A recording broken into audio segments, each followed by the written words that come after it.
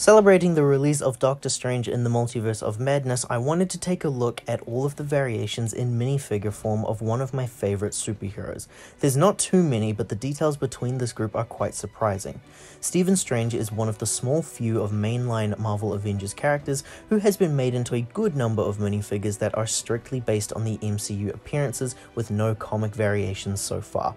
I think Wanda, Vision, Bucky, characters like Ant-Man are also pretty high up on that list, while some other characters like Black Panther and Black Widow and others have had at least one minifigure that wasn't exactly based on the MCU actor's likeness.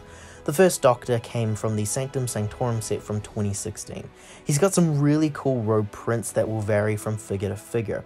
I really love the colors that have been used for him, and he comes with some nice mystic art print pieces. Only one of these figures does not come with accessories of any kind. The cape he uses is of the hard material, but he does include a cool collar piece that adds the proper likeness for the character. His hair is that older widow's peak hair that's used for vampires and Peter Venkman. This also changes per figure. The second figure came from the Infinity War line of sets in the Sanctum Sanctorum Showdown. Phenomenal set, by the way. Easily my favorite figure of the group purely for the hairpiece. His details are practically similar, which was a problem with most of the Doctor Strange merchandise and material at the time, given that the character does appear as the exact same and the movie was only 2 years apart from one another. But he does use the nicer cloth material cape, and he will possibly be the only one for a while. He also uses this really great hairpiece from Claw in the Black Panther sets. I think that this works so much better for the minifigure. His face prints are the same as before. And here's a quick comparison between the two to show you that they really are just the same figure with some slight adjustments to give the 2018 one a slight edge. Here is the biggest difference of the characters, which came in the 2021 released Spider-Man set, Spider-Man at the Sanctum Workshop. A pretty average set overall, but it has some special figures, like a brand new Doctor Strange with a new cape piece. His details are vastly different from before. He now has some new robe patterns and a closed eye of Agamotto chain. He uses the very popular superhero's hairpiece that is on just about every single male character that has come out now. And for some reason he supports a very happy face print. His cape is of a solid plastic piece that clips over a neck, the reason at the time to go out and grab this. A quick comparison between the 2018 and 2021 figures. And finally, we have the 2022 figure, which was released for the Multiverse of Madness set, Gargantos Showdown. It's just Shumugorath, but with a different name. The figure is really cool here, and with the brand new prints, it does make the previous one quite worthwhile as well.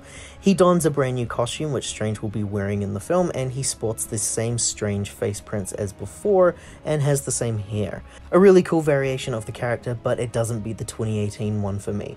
Comparison to show that even these two have some different prints from one another.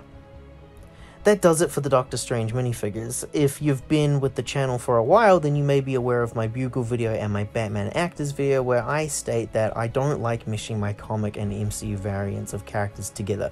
I prefer keeping movie and comic-based characters separate from one another. This does cause a problem when Doctor Strange is a frequent partner to Spider-Man, but I don't have a nice comics Doctor Strange to go along with my Marvel Knights of the Bugle display. Here's a look at how Doctor Strange appears in the LEGO video games, where he was based on comic appearances. In LEGO Marvel Superheroes, released in 2013, this included Doctor Strange as an unlockable character throughout the open world. I really like the use of the yellow within this figure because the yellow is a pretty prominent color in cartoons and comics for Stephen's designs. His face print is also quite unique, with a stylized goatee as opposed to Benedict Cumberbatch's. In 2016, the release of the LEGO Marvel Avengers game, a DLC pack was made to tie into the release of the movie in theaters. All new, all different Doctor Strange was a pretty cool DLC level that had players escaping puzzles in the Sanctum and confronting Mordo and Dormammu, who's another character that we get to have in LEGO form, by the way.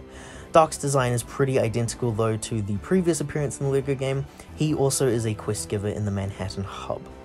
I'm crossing fingers for some more comic appearance characters soon. For those that are new here, I'm a sucker for the 2000s Ultimate era of Marvel, so I'm pretty big into Spidey, Fantastic Four, X-Men, and Doctor Strange.